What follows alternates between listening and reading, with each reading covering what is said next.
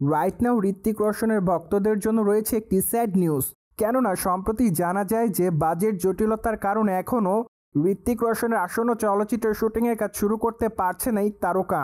মূলত এখানে বলা হচ্ছে ক্রিশ 4 চলচ্চিত্রের কথা, যার বাজেট অলমোস্ট 700 কোটি রুপির কাছাকাছি। তাই তো এত বিগ বাজেটের চলচ্চিত্রের জন্য এখনও পর্যন্ত সেই রকম কোনো প্রযোজনা সংস্থা পাচ্ছে না, যার জন্য এখন পর্যন্ত তারা চলচ্চিত্রের শুটিংয়ের কাজটি শুরু করতে পারেনি। কেননা সম্প্রতি তাদের চলচ্চিত্রের গল্প লেখার কাজ সম্পূর্ণ শেষ।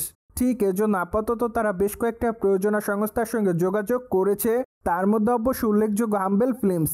কিন্তু আনফর্চুনেটলি এখন পর্যন্ত হাম্বেল ফিল্মসের ব্যানার থেকে তেমন কোনো আনুষ্ঠানিক বক্তব্য দেওয়া হয়নি, যার প্রেক্ষাপটে এখন পর্যন্ত বলা যাচ্ছে না ঋত্বিকের আসন্ন চলচ্চিত্র ক্রিশ 4 এর শুটিংয়ের কাজ কবে থেকে শুরু করা হবে।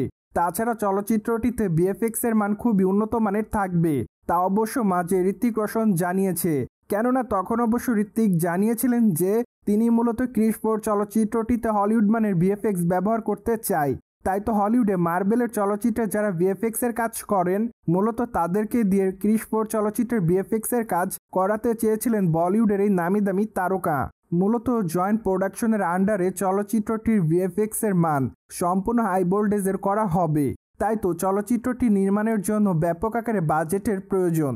কিন্তু আনফর্চুনেটলি বর্তমানে যেহেতু যথাযথ প্রযোজনা সংস্থা পাচ্ছে না, তাই তো বর্তমানে স্থগিত অবস্থায় রয়েছে ঋত্বিকের আসন্ন চলচ্চিত্র ক্রিশ 4। অন্যদিকে আগামী দিনে ঋত্বিক রোশনকে অভিনয় করতে দেখা যাবে অয় 2 চলচ্চিত্রে।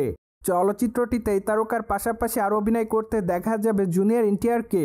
তাই তো আপাতত তাদের এই চলচ্চিত্রটি দেখার জন্য অপেক্ষার মধ্যে রয়েছে তাদের সকল ভক্তরা। মোরওভার এই চলচ্চিত্রটি অবশ্য মুক্তি দেওয়া হবে আগস্ট মাসে। তাই তো ধারণা করা যায় যে চলচ্চিত্রটি মুক্তির পর বক্স অফিসে বেশ ভালো অর্থ ইনকাম করতে পারে।